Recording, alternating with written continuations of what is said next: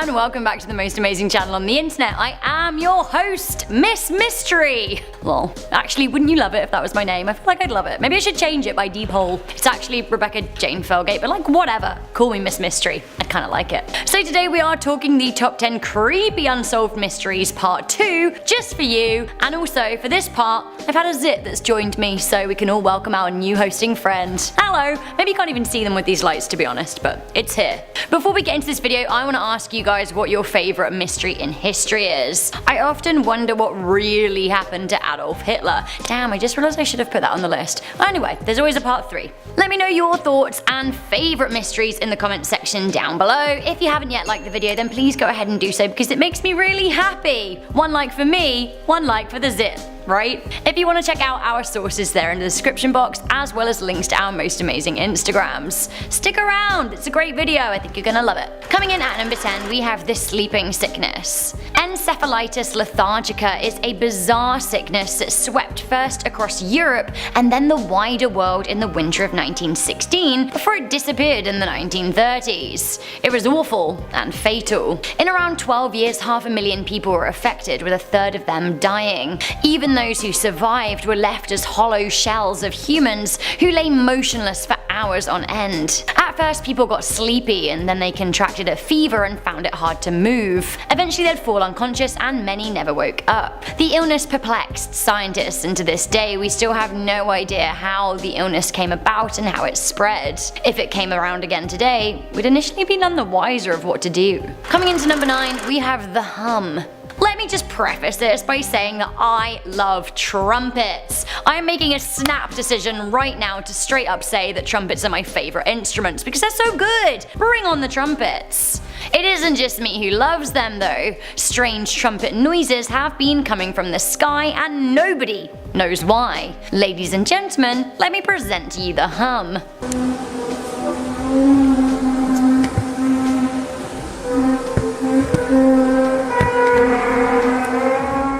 Trumpet sounds have been heard coming from the sky in many parts of the world for over a decade now. The noise kind of sounds like high school band practice and has been heard in Canada, the United States, Belarus, Sweden, the Ukraine and Germany. It seems that the phenomena is officially termed the hum, and as of yet scientists and geologists don't know what's causing it. NASA claims it's normal, saying that it's the Earth making natural radio emissions that sound strange to us. NASA said if humans had radio antennas instead of ears, we would hear remarkable symphonies of strange noises coming from our own planet. Maybe that explains it? I don't know. Scientists call them tweaks and whistlers. I don't know. Trumpets. Sky trumpets. Why? As it's nearly Halloween, I'm dressed kinda witchy today and I really want to go to Boston. I want to talk about the Salem witch trials at number 8. I suppose the mystery here is mass hysteria, but does that really explain why 200 people were accused of being witches and 19 people tried and killed for the crime? The deadliest witch hunt in history of colonial North America began when a group of teenage girls started accusing people of witchcraft. But then, some of the accused even started acting possessed and had fits and the like, and other people in the town would band together to say that they swore such and such was flying on a broomstick or cavorting with the devil. They swore! How bizarre. While some historians simply cite mass hysteria, some people think that it had something to do with bad bread. More specifically, an outbreak of rye ergo, a fungus that causes hallucinations. We've got a friend at number 7. It's Nessie. Oh, Nessie! Where you hiding, hen? It's my best Scottish accent and I would like to apologise to the population of Scotland for that brazen attempt at even trying. Scotland. Nessie. Okay, enough. Maybe. So the Loch Ness Monster is an enduring mystery and of course a cryptozoology conspiracy that has been going strong for a long time. So long now that Loch Ness near Fort William in Scotland, one of my favourite places in the world, sees regular tourism from monster seekers. So setting aside the fame and drama, a lot of people have seen something strange in the lake in the Scottish Highlands. In 1933, George Spicer said that he and his wife saw a most extraordinary animal cross the road in front of their car. They were driving near the loch and, I mean, what was it? Apparently it had a long neck, a wavy kind of neck, and it was thick thick like an elephant's trunk. They described it as being around 4 feet. That same year, a motorcyclist said that they nearly run over something of the same description. In 1934, the infamous photograph emerged, and the rest, as they say, is history. The authenticity of the image is up for debate, but how do we explain the multiple sightings? There are a lot of Scottish mysteries, but this is perhaps the most enduring. Coming into number 6, we have the Martha Lights. What are the Martha Lights? They're mysterious glowing orbs that have appeared in the desert outside of the Texas town of Martha near Route 67. They've been mystifying people for over 136 years. The lights were recorded first in 1883, but First Nations groups had been aware of them for years. There have been around 5 sightings each year of the lights over the past 50 years, and as of yet nobody knows what causes them. Some people think they're ghosts, spirit orbs, others say they're atmospheric phenomena. We just don't know.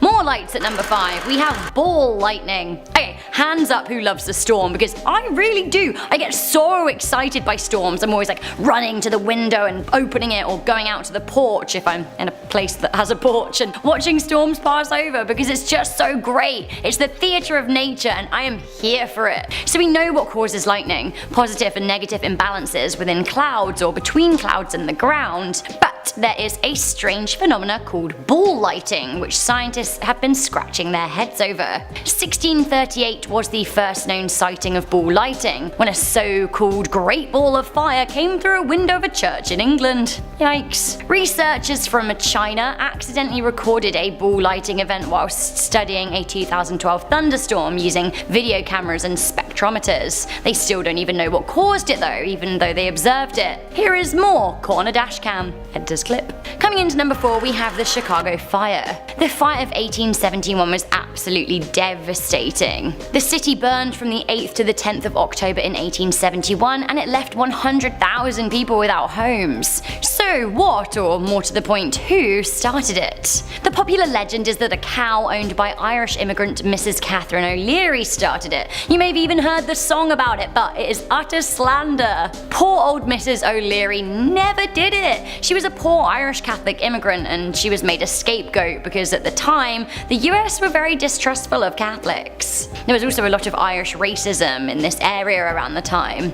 Reportedly, Michael Earn of the Chicago Tribune was to blame for fanning the flames on Mrs. O'Leary's reputation, but it was already destroyed because people across the world are singing songs about her cow. She and the cow were pardoned by Chicago in 1997, but it was far too late for them. They were long dead.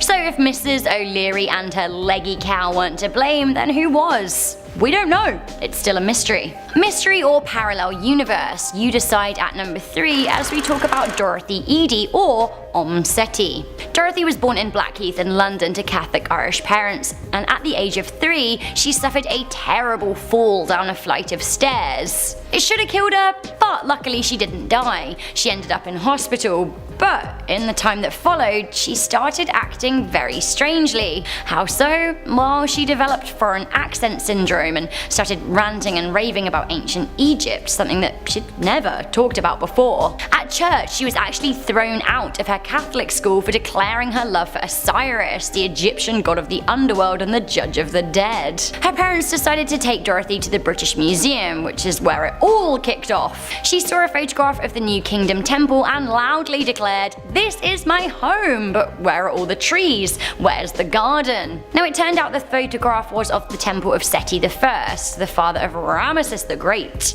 Dorothy became so absorbed by the museum that she met a keen Egyptologist and was encouraged to study ancient Egypt herself. She even moved to Egypt before the age of 30, and she changed her name to Seti. When she arrived, she kissed the ground and claimed that she'd come home to stay. This is when she started having visions. She said that she was visited by an apparition known as Hora. In hieroglyphics, she wrote 70 pages dictating her former life as a priestess of the Temple of Seti. Now this was done with scary accuracy. In an attempt to prove herself, she led archaeologists to a site in the Seti Temple ruins, and excavations uncovered things that fully matched her visions and descriptions.